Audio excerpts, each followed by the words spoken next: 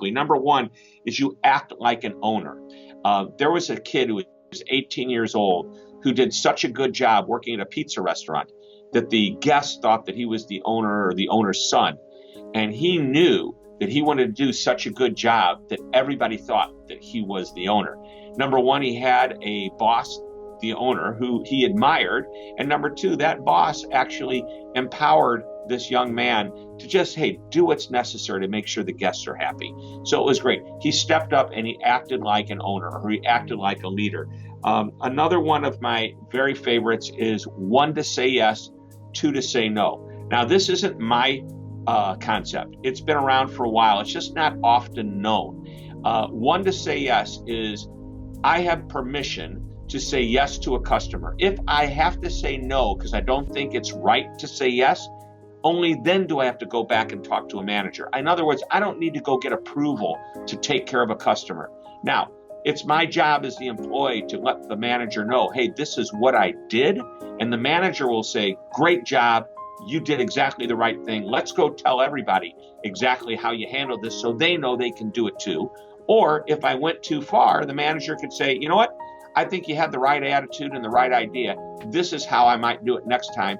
This is what we should stay away from. And it becomes a learning experience. So 1 to say yes, 2 to say no is a great one. Here's another one. In order to be, and by the way, I'm looking at my notes as in the table of contents of the book, but these stand out.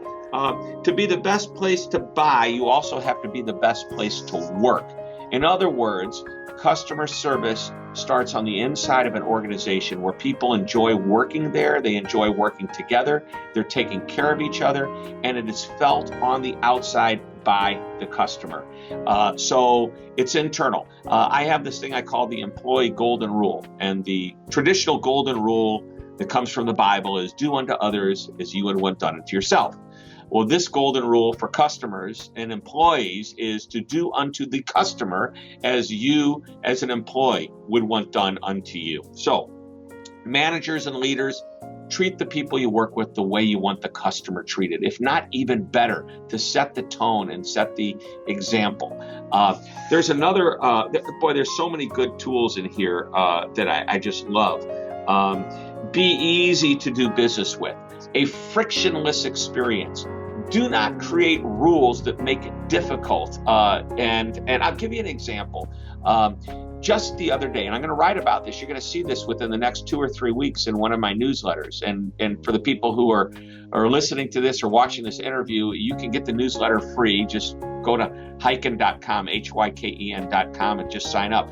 But this gentleman wrote in, he said, I've got a story for you. And it was a perfect lesson of where a company was trying to do the right thing, but they created friction for the customer. In other words, it was a negative thing. After the customer had a great experience, the company sent a survey. The customer filled out the survey, happy to do it. And in response to the customers filling out the survey, the company sent the customer a discount coupon to be used the next time the customer did service and did business with this company. Now, this is an HVAC company, air conditioning, heating company, and every 6 months, this customer has the company come out and check the system to make sure it's ready for the next season. Keep it cool in the summer and warm in the winter.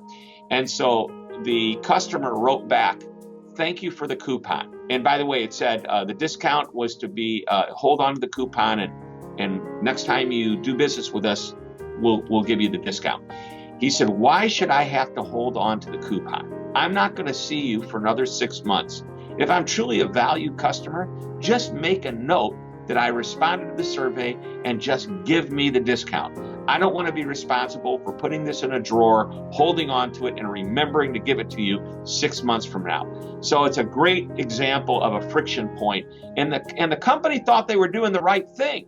And the customer said, don't put the onus on me. In other words, no friction. I love this one. And we'll end because you asked for 5. Here's the 5th one.